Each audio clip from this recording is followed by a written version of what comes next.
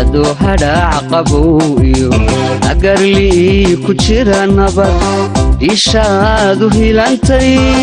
layskama haraatiyo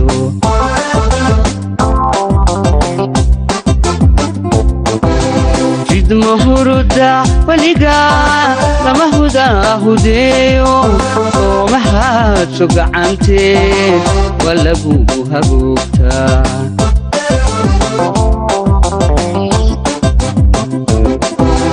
jidma huruda weliga lama hudahudeeyo oo mahaadsho gacanteed waa lagugu hagoogtaa adduunka kala qayb galaynaa maalintii nabadda adduunka rag badan baa u jooga anigoo gaar u salaamaya martida inoo timi ay odayaashaasi ka mid yihiin aan gaar u salaamayo waxaan ku soo koobayaa iyadoo waqtigu uu ciidi yahay inaan 2-3 xalay ka idhaho Puntland gudaheeda Soomaaliya adduunka waxaan u daynayaa madayaal iyo marwooyin badan oo martiino ah oo runtii inala jooga halkan aan u daynayaa iyo maalmaha soo socda waqtigeeda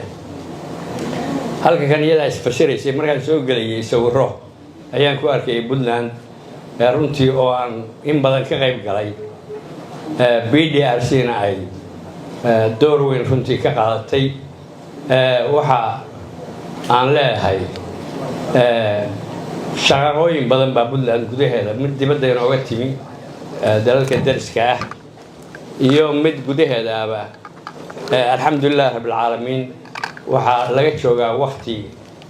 nabadgelyo maanta oo aan meelna dhibaato gudaha Puntland aanay ka aloosnayn waxaana runtii ilaahay fadligii iyo dadaalka BDRC iyo dadka dhaqanka u badan ee Puntland baa hirgeliyay haddaan ka soo qaado darisyada sida aad la socotaan sool muddo ilaa 20 sano ah dhibaato ka socotay 8 bilood ugu dambeysay waxaad la socotaan in dagaal uu ka socday koosgareeyay barakac dhimasho dhaawac iyo burbur adduunba runtii 25 bishii August ayaa arrinkaasi uu la soo afjaray waxaan hadda aad la socotaan in qolo walba ay joogto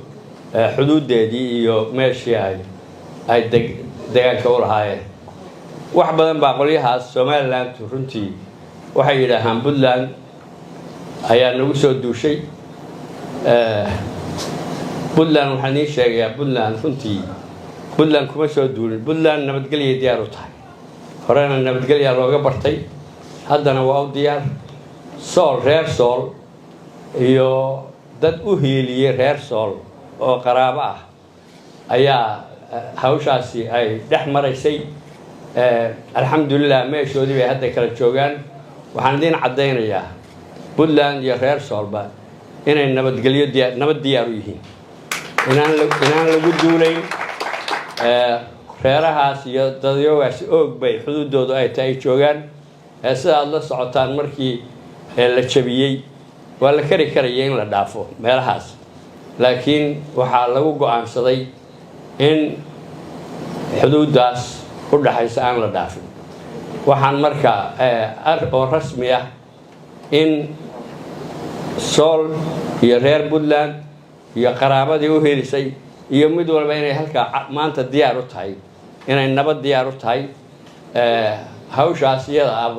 waan idin ogeysiinayaa